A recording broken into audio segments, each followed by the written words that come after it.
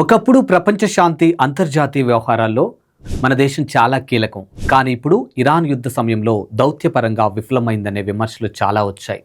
మన విశ్వగురు నోరెత్తరేమిటనే కామెంట్లు చాలా వినిపించాయి. ఈ టైంలో ట్రంప్ ప్రధాని మోదీ ఫోన్ కాలు ఆసక్తికరంగా మారింది. మరి ట్రంప్ ప్రధాని మోదీతో ఏం మాట్లాడారు?